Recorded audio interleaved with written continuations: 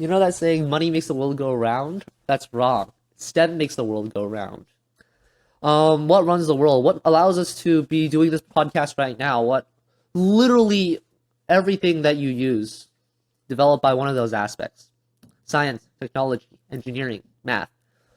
And it is both incredibly fulfilling for yourself because you're learning so many things with literally any field in science.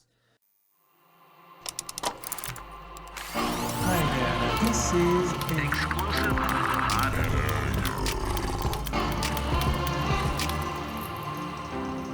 Welcome all to this special episode of the Why to How podcast, where we explore adventures in STEM. After an absolutely incredible virtual candlelight science fair a few weeks ago, it was clear that you all wanted to hear more from our Platinum and Best Award winners. So over the next few weeks, I'll be catching up with them all to learn about their science fair projects and the adventures they've had along the way. Today, I'm joined by Timothy Cai, a grade 11 student from South Fraser and our Senior Platinum Innovation Award winner at Candlelight Science Fair 2021 for his project, an investigation into active control for accessible orbital flight. I've got plenty of questions, and I asked our wonderful community for question suggestions as well, so without further delay, let's get into it. Timothy, welcome to the podcast. Yeah, thanks for having me, Stuart. Of course. So, do you want to start us off by introducing yourself a little bit and briefly explaining what your project was about? Yeah, so Stuart, you've done a lot of that for me, but my name's Timothy. I'm from Surrey, BC, and I like rockets. I really like rockets. And so my project was about miniaturizing active control, which I can explain probably a bit later. But it's a technology in big rockets that allow them to be extremely precise and reliable. And it's simply a way to keep the rocket stable, keep it upright. And I found ways to miniaturize that and use commercially available parts to make it work. Cool. Okay, so many questions. Super excited. Rockets are incredible. Love it. So first up, tell me, where did your idea come from? Like, why this? Okay, so starting when I was born. Oh, Okay, not good. that far I back. love it. Not that far back. But I've always been interested in space. So I started my passion in space in around grade 3, where I had to write a speech for a similar science fair, but it was school wide, and I wrote a 27-page speech on Jupiter, on Saturn, and so that's where my love of astronomy was born, love of anything to do with space. And so, like any other kid, right? I'm sure we all wanted to be astronauts one day, and I'm like, I want to be an astronaut, but I found out that becoming one is inordinately hard. You have to be the fittest of fittest, and you have to be the smartest of the smart. So I'm neither of those things. So I decided. Why would say that? You're at least one of those two things. Thanks. But I decided to pursue like a career path that's a little bit more realistic. And so I just wanted to be an astronomer. Found out that astronomer was, oh my gosh, it's so much math, not for me. And then I wanted to be a little more hands-on. So I suppose engineering presented itself as a good path for me. And in the past few years, I've been getting a little bit more into rocketry because that's, big flaming 17-story talls like into the sky, incredible. So I wanted to get more into that side of things. And so last year I bought off Craigslist this like $40 box of like rocket engines and rocket parts. And so I flew them. I flew it in the local park, and so that was cool. And I started a club at school for it, and that kind of fizzled though. But so over the summer, about almost a year ago, last year in August, I decided, hey, I should actually do something. I should actually do something that's a little bit more involved, rather than putting together a cardboard tube and fins and like setting it off. I want to do something that's a little bit more advanced, a little bit more involved. So in the past year, so starting in January of 2020, there was this program called the Starship program. It's run by SpaceX. It's this experimental rocket that they've been testing. It is flying up and down. And so in the earlier flights, you can see this thing called thrust vector control working, where there was an engine at the bottom of the rocket, and it's moving to redirect thrust and to keep the rocket upright.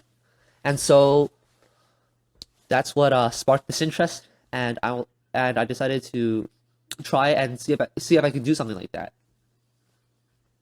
I must say, only a Canada-wide science fair award winner would possibly say that rocket science is a more realistic career path than anything else. It's not like there's that saying, it's not as hard as rocket science or anything, but sure. So then I guess the next question is, why did you choose to focus on active control then? Because honestly, it's the least explored part of miniaturization in rockets, because it's not like massive amateur rockets haven't been done before. Like, for example, the Go Fast rocket in 2009 flew to the edge of space, and that was very cool and all, but it did it in about 30 seconds. So the thing is that fin rockets, like the ones that we build in kits, are very, very basic, and they're very cheap. And honestly, you can scale that up. You can scale that way up to that taken to the extremes is NASA's Black Brant. So that is a huge fin rocket that also has a massive motor in it, and it's used for sounding rocket flights, where you do an experimental flight up and just fall straight down. So that gives you about I think at most 20 minutes of 0G, which you can't get anywhere else. But that aside, it's not very useful when it comes to satellite payloads, and that's what my project focuses on, because there's this kind of satellite called small sats, and they're becoming more prominent in the university and researcher circles. But problem is, as you can know, getting a grant is not very easy, and the $1 million minimum that it costs to fly on a Falcon 9 is unrealistic for pretty much everyone. So I wanted to develop something a little bit more realistic. And because huge fin rockets that can fly to space already exist, I wanted to make them as reliable and as stable, keyword, as those big industry rockets like the Falcon 9 or Delta IV Heavy. And that secret is thrust vector control. And so, perfect segue into the next question then. How did you learn about thrust vector control? I imagine it's not it doesn't form part of your high school education. So where did you find this information? How did you figure out what you needed to know? Oh man, there are a lot of. So first of all, there are some very smart people on some online communities who specialize in rockets. So they're amateur rocketeers, and they've been doing this for years. And so they've developed like a workflow for certain things, like the electronics. Because across all rockets of this size, you need to have a payload bay, you need to have parachutes, recovery systems, and you also need to have like a way to hold your motor in place, right? And so that's where I got my information to build one of these things. Nice. This is the flight computer. This is the heart of the rocket. It's actually more like the brain of the rocket. But yeah, so electronics basics came from that. Honestly, most of my rockets basics came from that. But concerning the actual systems that make thrust vector control work, it was a lot of reading. There was a lot of reading through papers. Two of them in particular. One was called the Magic Paper, which was very important in helping me understand orientation systems. And the other one was just space shuttle documents.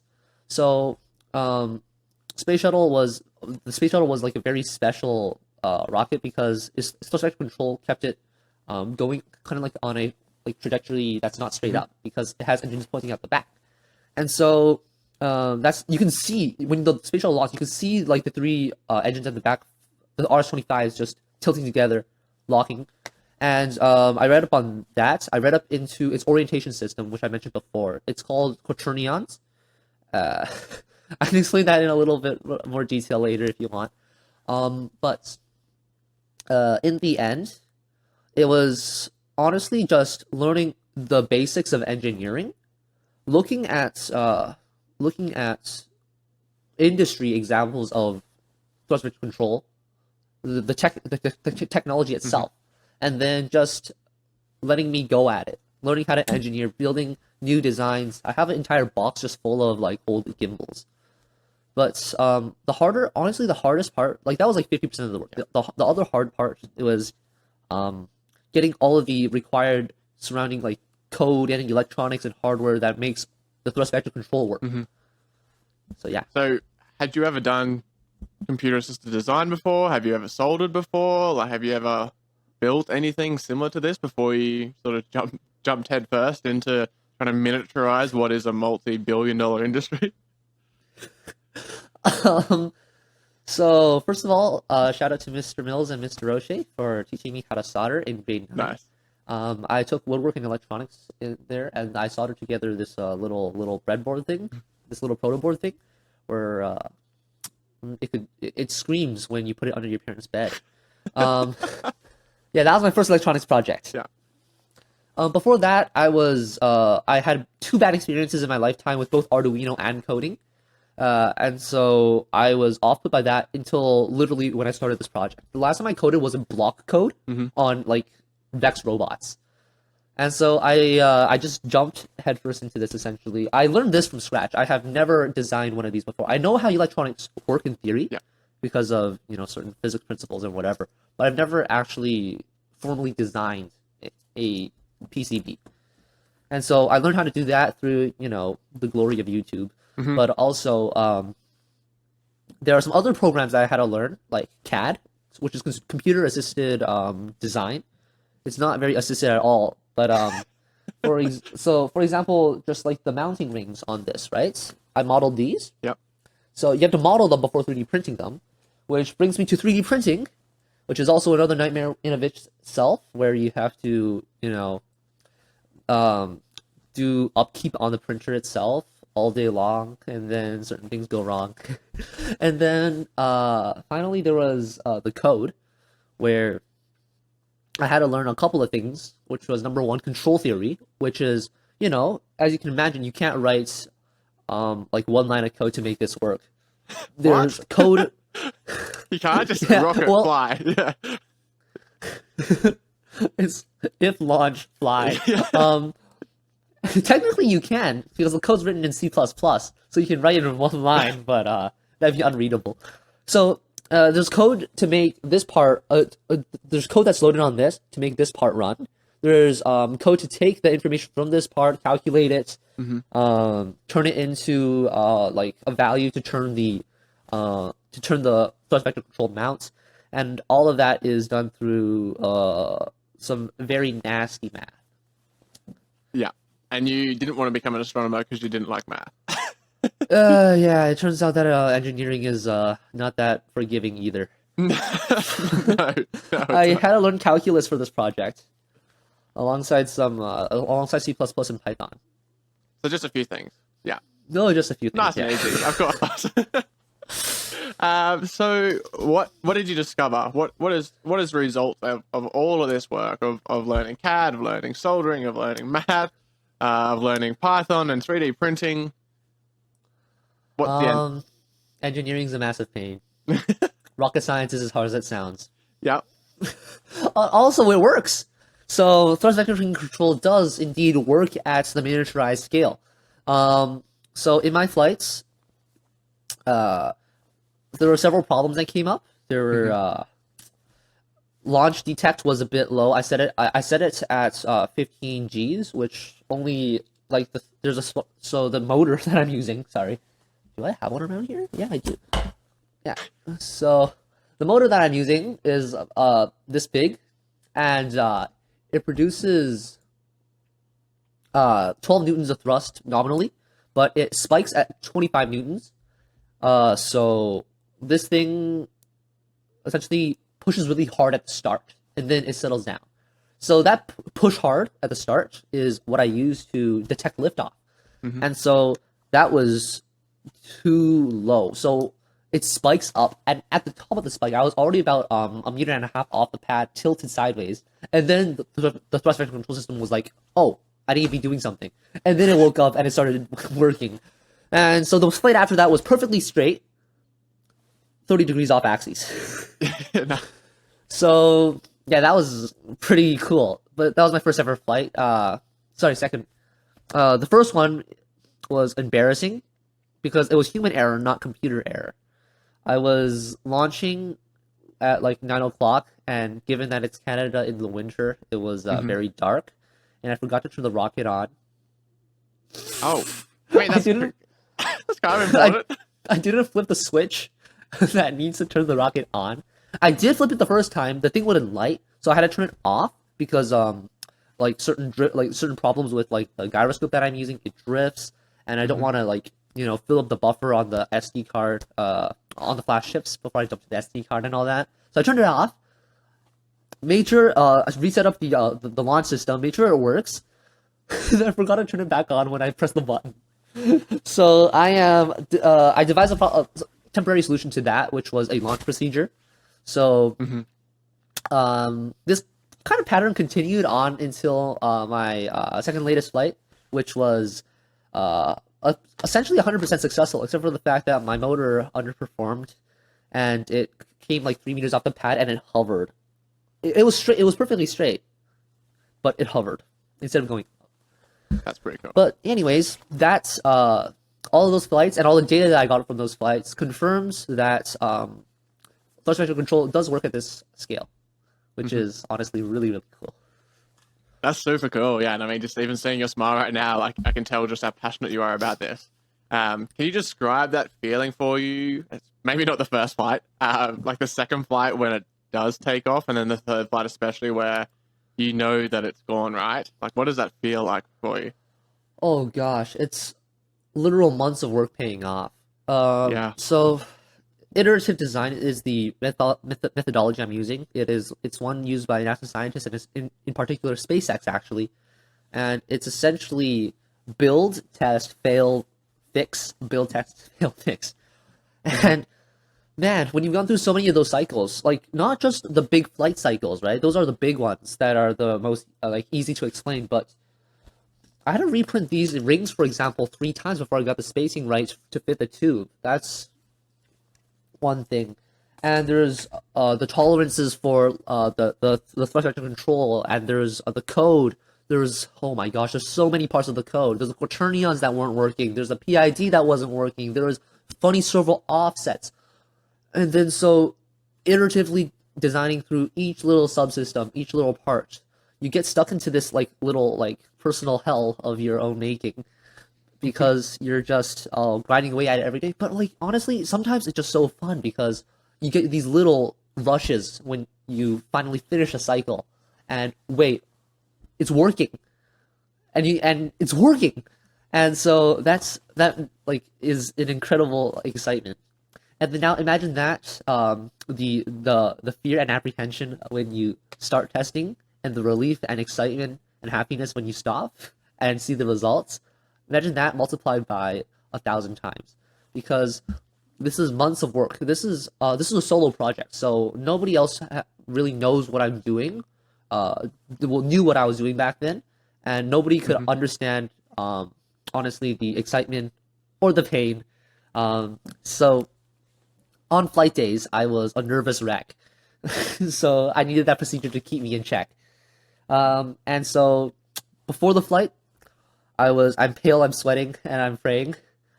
But after, typically, I'm just figuratively and almost literally over the moon.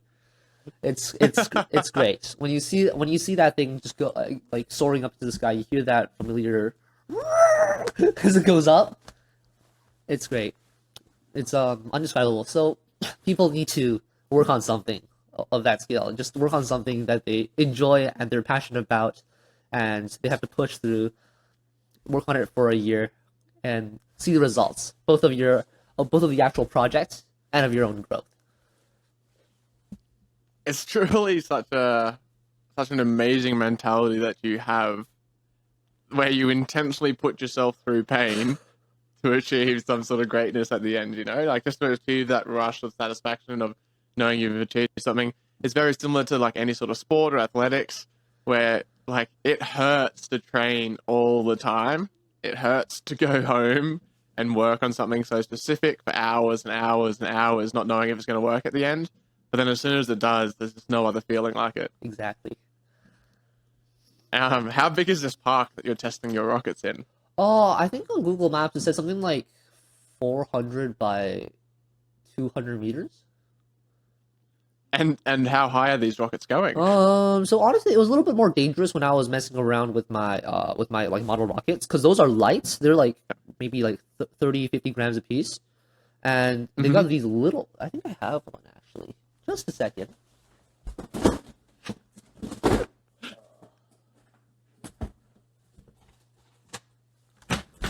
I think, Timothy, you must have one of the coolest desks around. Just scattered pieces of rockets and right there. It is not the coolest desk around. It is the messiest desk around. But yeah, if you want to know about this, this is currently what I'm working on. It is a reaction control wheel for the rocket.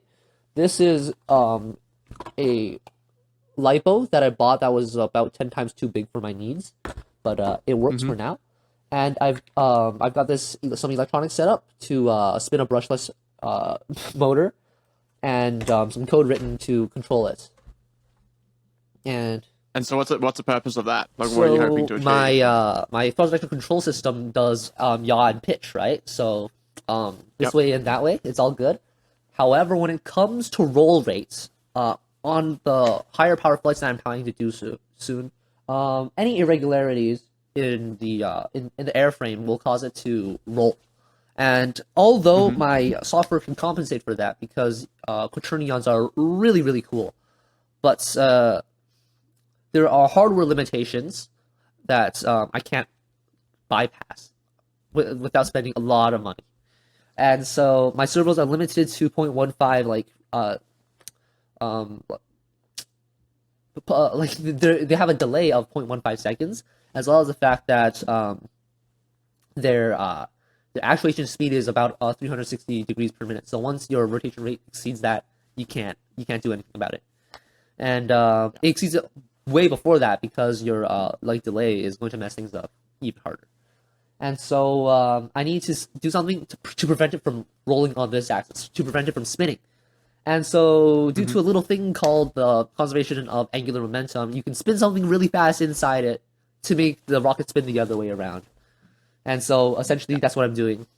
This is a motor, if you can't see, and it spins, and it spins really, really fast. And so, yeah. So, nice. Right, back to the park thing. They were flying on these motors, which were a lot smaller, but this would take it up to like almost 100 meters or so. So it was really high and really fast. So again, that's what I told you about finned rockets, right? Finned rockets are stabilized by their fins, which means the air drag that hits those fins essentially pulls it upright. And so it needs to go really, really fast. And so it hits that 100 meters in about 1.5 seconds. And so, yeah, it's insane. So that was a little bit more dangerous, actually. These rockets, although they're flying on bigger, more powerful motors, they get up to 15 meters at max on this size of motor. And because my whole rocket weighs about 800 grams, which is about 20 times more than my little ones. So yeah, this big rocket means less height, means less danger.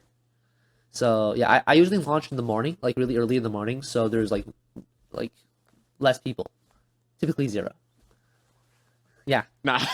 So I bet you're pretty well known around the neighborhood, though. What are your neighbors thinking? Like, curious bystanders, do they ever come up to you to ask you what you're doing? I usually have to tell like bystanders to shoot, because I don't want to hit them. So there's a safety zone, right? There's a rule of thumb is 1.5 times your maximum apogee, which in this case would is like 20 meters for me. So I make so my safety zone is about 20 meters, and I typically extend it to about 25, because my little brother nearly got hit once. I think I mentioned this on the winners panel, but yeah, that first flight where the rocket did not turn on and it went in a parabolic trajectory, It went straight for my brother. Yeah. I have a video of it. It just Of it just course. went like it headed straight for him. It landed about a meter ahead of him, and then it exploded. It literally exploded. You see, if you see this, it's visible all the way through, right? There is an ejection charge at the top of this, Yeah.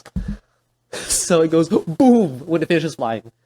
So it serves a couple of purposes. You can find it easier in the dark. It can scare the crap out of your little brother. All kinds of things. It's great. But honestly, the park is kind of far away from my house, so none of the people there know me. I'm probably just the menace who launches like loud things in the morning. But Yeah. yeah, some people I sometimes tell kids who are like playing in the park about my project, but honestly, very little public involvement from me. And what about like friends and family? Are they invested in this project just along with you? Like, do they celebrate your successes? How do Okay. you explain to them why you need to 3D print more things and why you Well, need to go home and play on the computer and yeah. My friends were like, "Oh, bro, you're talking about rockets again." It's it's like when we're like talking about like when they're gossiping or whatever. It's like, "Oh, relationship this, relationship that." What about Timothy? Oh, rockets. That's it. So that's a love, man. it's kind of consumed by reputation.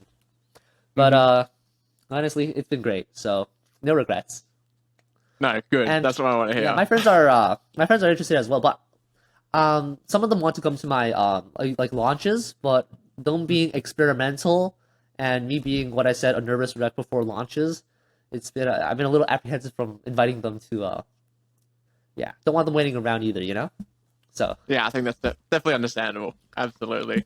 So then, moving back to science fair, I guess. What's your favorite part about science fair? What keeps you coming back every year? actually, this was my first year in a science fair.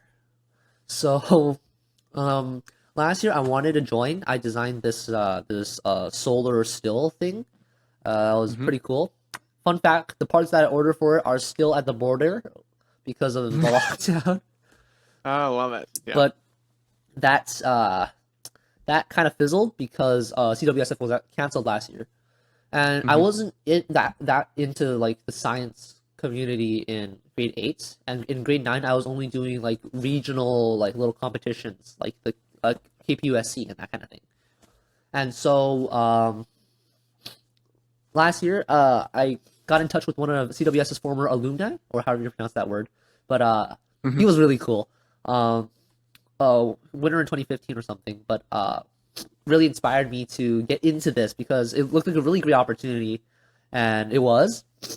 And so I entered the regional fair this year, somehow got past that, and then got to CWSF, and then by some stroke of luck and miracle, here I am.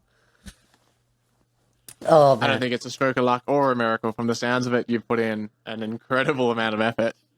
You've done something truly innovative, that's for sure. I mean, I can't even imagine how complicated it must be. You make it sound easy, and I know rocket science is not easy at all, but there's a lot that's gone into making something fly up straight and actually have some sort of control over it. yeah. But also, you consider that a lot of other people, literally everybody who makes it to CWSF has done equivalent amounts of work and time and put as much as time or even more than I have into their projects as well. So I still consider myself extremely lucky. It's a good mentality to have. So why should other students be doing science fair projects, especially when there are so many other things that keep teenagers busy already? I mean, like, where else are you going to do something this meaningful or this impactful, right? It's like, oh, my friends are cranking 90s in Fortnite or whatever the phrase is. Or some of them are, say, platinum in League of Legends or whatever. Are those really, like, those are fulfilling for a short time, right? Playing games with your friends is great. But if you really want some long-term satisfaction, in my opinion, science fairs are the best way to go about it. You really don't have opportunities to do this as a high schooler, except for at one of these fairs. It's a good excuse to do something that you love, to work on something that makes you happy, and it also has a great payoff at the end. Yes, it does. But that's honestly a bonus. It's the process. It's definitely the journey, isn't it? The adventure, as Yeah. we say on the podcast, the adventure in STEM. Just, a little nod to our tagline. So what comes next? Are you going to start building bigger rockets? I mean, obviously you've got the airbrush motor, hoping to minimize the amount of rotation of your current rocket. But what comes after that? Man, I need to get this thing flying high and straight. Mhm. And after that, I am seeing if I can get a L1 certification, Mhm. which means I can fly with rocket engines not this big, but like this Oh, big. yeah. Yeah, and so that'd be really cool. I have to change places where I launch because that thing's probably gonna go up to a kilometer or more. Ooh. And so Wow, yeah, okay. because my project is about scalability and it's about affordability at this scale, Mhm. and so I'm trying to pursue all of those goals at the same time. But as a side project, because I think that you cannot get a L1 cert until you are 18. Mhm. So in the meantime, I'm going to first of all buy the biggest legal motor I'm allowed to buy. Actually, I think I have some in here.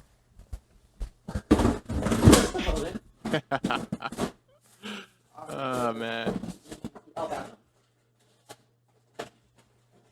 Imagine Timothy being a kid. these are massive, by the way. These are. Oh these are- yeah. As big as your Yeah. hand, yeah. Yeah, they're huge. So I'm gonna fly with those as those are F-15 motors, and maybe pursue a landing program. Mhm. Vertical landing with one of these, So you're basically trying to become Elon Musk of the miniature rocket world. please. I mean, that's a goal. That's definitely something to aim for. Wow. Mm. Wow. Okay.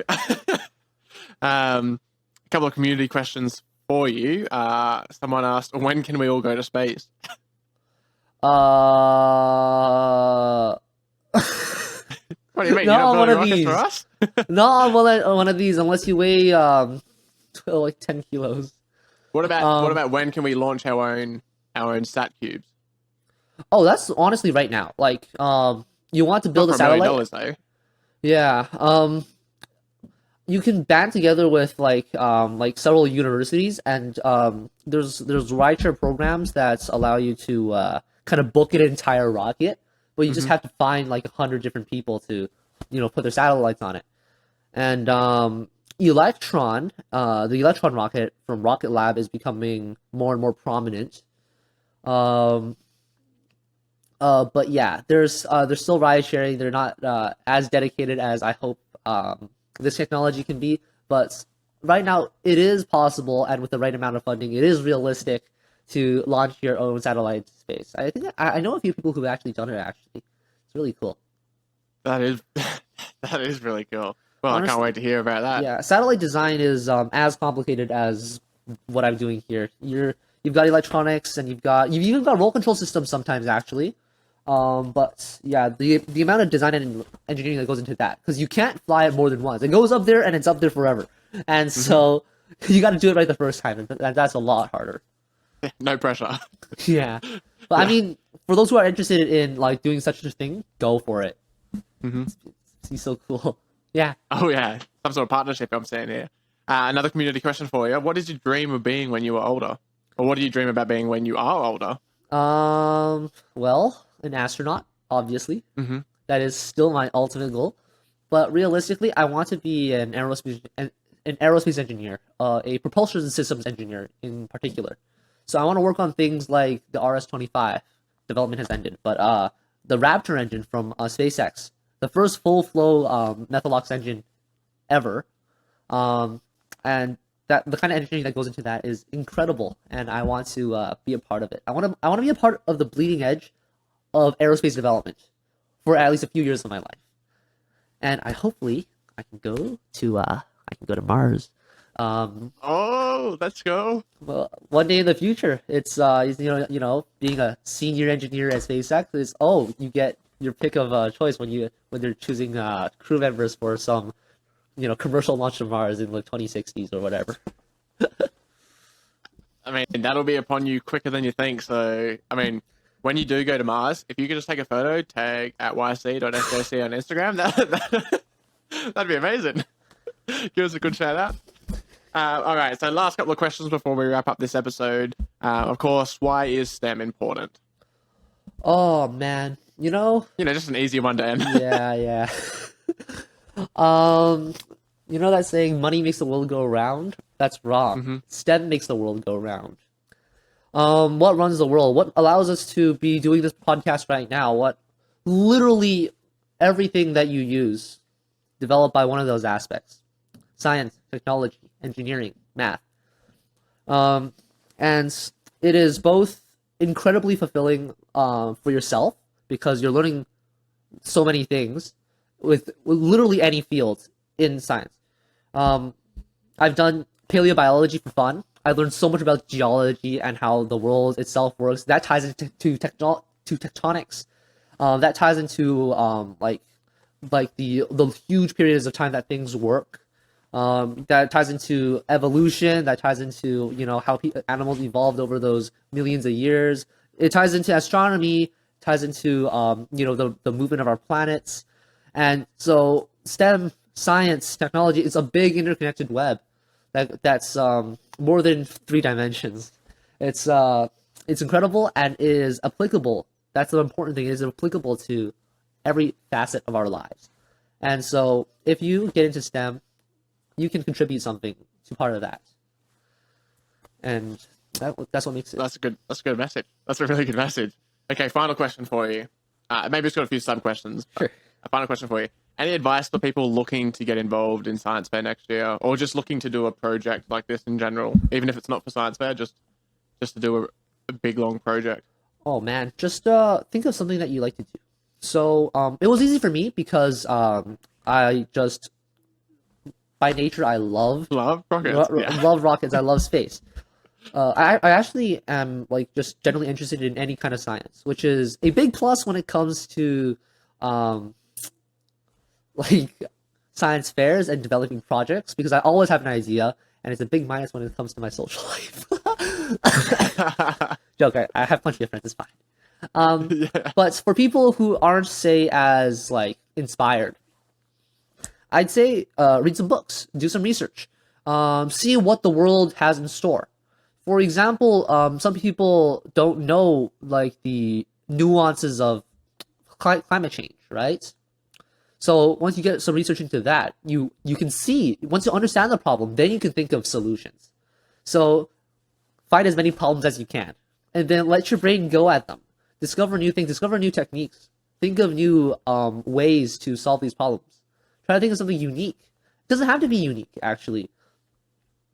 That as long as you learn, as long as you can keep learning and keep on thinking, keep on innovating, that's how you really get into these projects. And you just set a goal, do something. I want to build a prototype to collect trash out of my bathtub and then out of the local pond, and just keep on going, building up.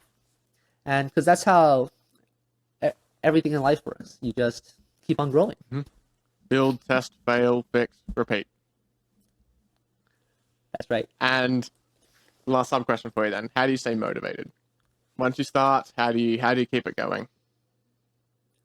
Oh man. So honestly, to be frank, I took a break in almost all of December because of school and because of like other commitments and stuff, and also because I was burned out. You get burned out very easily on projects that you love a lot because you work.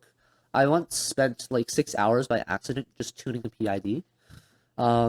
So you're just cranking numbers on your screen, and then you're uploading it, testing it, whatever.